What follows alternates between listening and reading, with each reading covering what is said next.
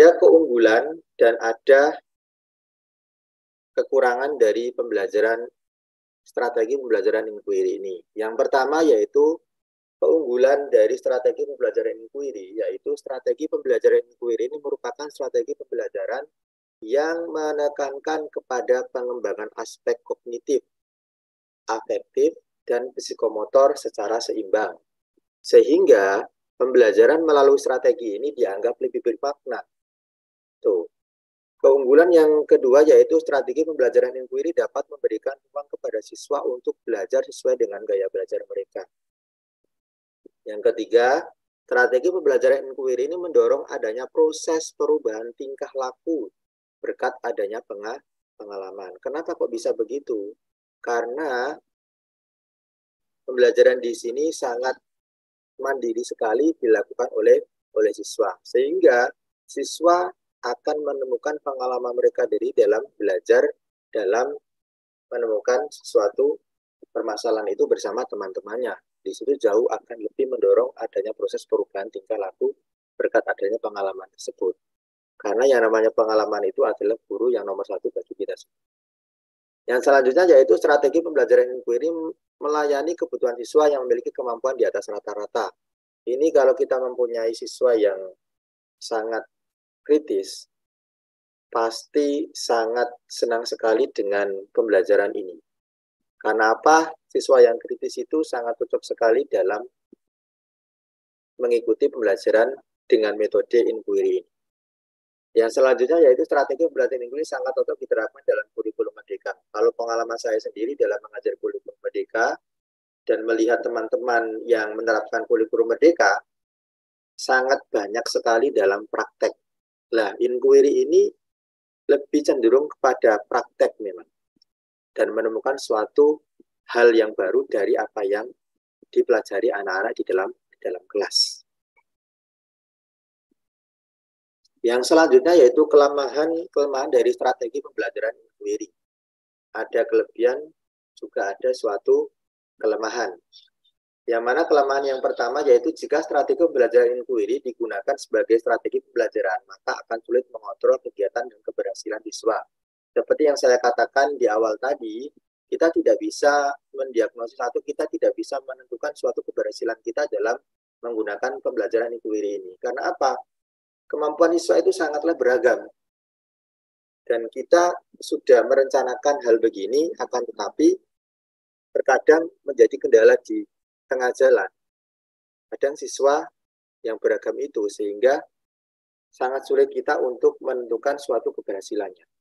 Namun tidak menutup kemungkinan hal ini adalah suatu strategi yang melatih siswa agar siswa itu lebih mandiri khususnya. Yang selanjutnya yaitu strategi ini sulit dalam merencanakan pembelajaran. Oleh karena itu terbentur dengan kebiasaan siswa dalam belajar. Nah ini, terkadang ini memang pengalaman juga. Ketika kita jarang sekali membiasakan siswa kita untuk berargumen, apalagi ya, itu sangatlah sulit kita menerapkan inquiry dalam kelas. Oleh karena itu, sebuah pembiasaan itu alangkah baiknya kita biasakan sejak dini.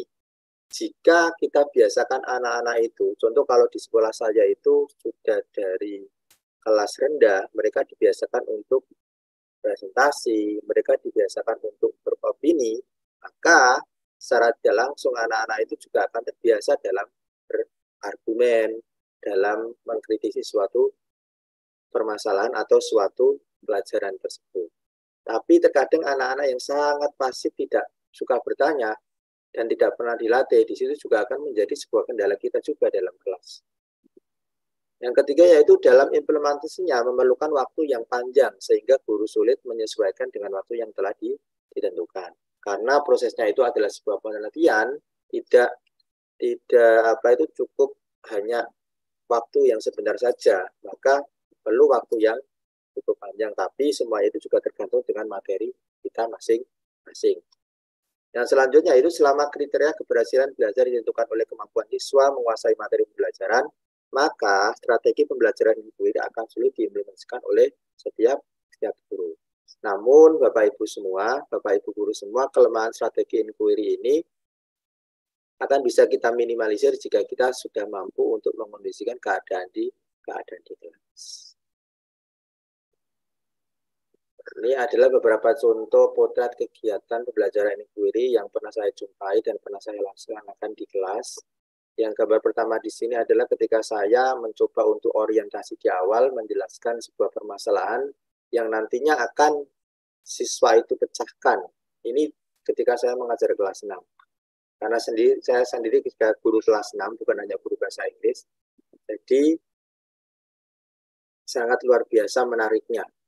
Dan ini adalah gambar yang kedua, ini adalah anak-anak ketika mencoba untuk mempresentasikan hasil yang mereka temui atau yang mereka cari. Nah, ini adalah potret anak-anak SD kelas 1, yang mana di situ pembelajarannya adalah tentang indera, merasakan indera. Jadi di situ ketika di kelas sudah dikasih sebuah stimulus atau sebuah permasalahan, di situ akhirnya anak-anak mencoba untuk mengumpulkan data dan datang di kantin sekolah untuk mencoba mencari data dari makanan-makanan yang ada di sekolah untuk menguji tentang indera perasa dari pelajaran yang telah diberikan. Nah, ini adalah contoh beberapa tentang pengumpulan data. Kalau ini adalah keaktifan siswa bertanya dalam memecahkan sebuah permasalahan. Ini orientasi masalah dan menguji hipotesis. Nah, ini adalah beberapa potret yang mungkin saya yakin Bapak Ibu guru semua telah melakukan dan pernah melakukan yang namanya pembelajaran inquiry ini.